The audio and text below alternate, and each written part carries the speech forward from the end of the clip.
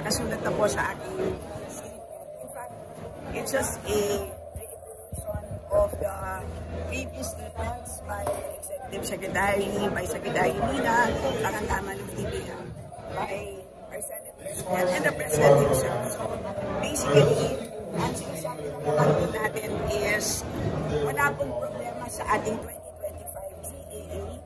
Legal siya. It is legal. It is fully enforceable. It is valid. Dahil po, ang ating enrolled bill, ibig sabihin po, ang General Appropriations Bill na nanggaling po sa Congress ay kompleto. Walang plan. So that's basically the reason for why ang naging kasiyahan ng GAA ay kompleto.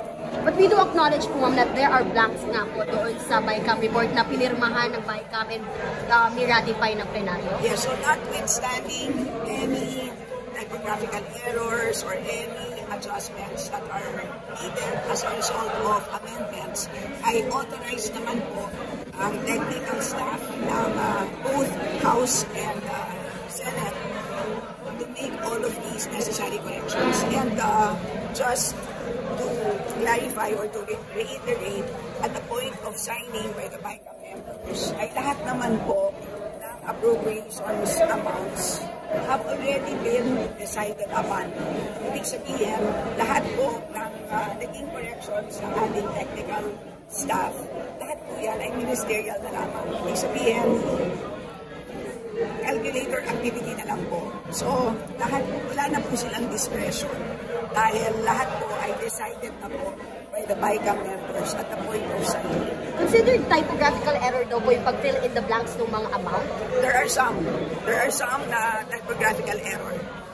Dahil yung iba doon ay makikita naman because the enrolled bill is available for the perusal of the public. Nasa archives na po. So computation na kumbaga po, yung sinasabi yung numbers kaya wala doon. Kasi technical sa omnibus motion po, hindi allowed yung paglagay ng numbers kumbaga. Dahil lang po siya, hindi siya error, hindi siya mistakes, di ba? And there is another omnibus provision doon sa BICAM na in case na magkaiba po ang version ng printed at saka ng BICAM report, ang mag-prevail po is the printed version.